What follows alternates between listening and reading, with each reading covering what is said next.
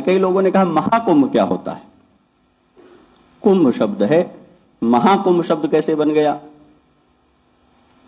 तो मैं तो बहुत सारे शब्द कहता हूं, सब यहां कहने चाहिए कि नहीं कहने चाहिए? मैं कहता हूं जैसे महानुभाव बनता है। महानुभाव शब्द से आप परिचित हैं? यहां काव्य शास्त्र के हिंदी संस्कृत वाले भी छात्र कुछ हैं? हम कुछ पूछेंगे नहीं, आप निश्चिंत रहिए। तो महानुभाव किसे कहते हैं? अनुभाव किसे कहते हैं? हमारे हृदय का स्थायी भाव जब रस रूप में परिणत होने लगता है तो हमारी इंद्रियों के द्वारा जो आंगिक चेष्टाएं व्यक्त होती हैं उनको अनुभाव कहते हैं। जैसे प्रसन्न हुआ व्यक्ति मुस्कुराता है, जैसे दुखी हुए व्यक्ति का चेहरा बुझ जाता है, आप कहते हैं बुझा हुआ होना क्या होता है? ये अनुभाव है। मुंह लाल हो जाना, आंखें तन जाना, त्योरियां चढ़ जाना, होंठ टेढ़े हो जाना, दांत कटकटाना, ये सब सुना है ना आपने?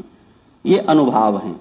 जब किसी व्यक्ति के शरीर में प्रकट होने वाली आंगिक चेष्टाएं ऐसी हों कि जो भी देखे वो अभिभूत हो जाए, ऐसे मुस्कुराया जाता है, ऐसे बोला जाता है, ऐसे चला जाता है, ऐसे रहा जाता है, किसी के शरीर से प्रकट होने वाली वो चेष्टाएं जिसको देख करके आप गदगद हो जाएं, उस व्यक्ति को महानुभाव कह सकते हैं। सब जो मुंह में खैनी दबाए घूम रहे हैं वो महानुभाव नहीं हो सकते।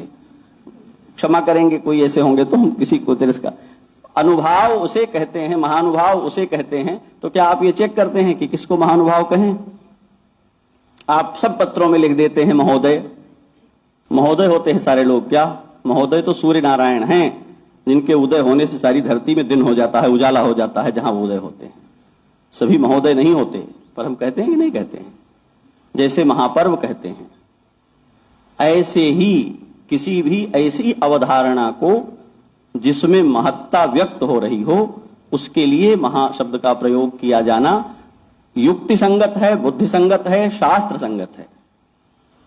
पूरी दुनिया का सबसे बड़ा मेला, सबसे बड़ी संख्या जहां एक भाव, एक मन, एक प्राण, एक विचार से एकत्र होती हो, यदि वह महत् पदार्थ नहीं है, महाकुंभ नहीं है, तो दुनिया में कोई भी महाशब्द झूठा हो जाएगा।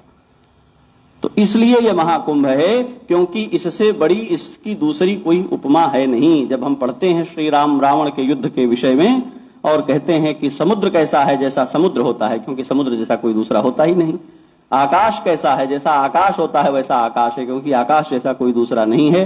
तब कहते हैं कि राम रावण योर युद्ध, राम रावण योरिव। श्री राम और रावण का युद्ध कैसा है? कहा श्री राम और रावण के युद्ध के ही समान है, क्योंकि दूसरे किसी का युद्ध इनके समान है ही नहीं।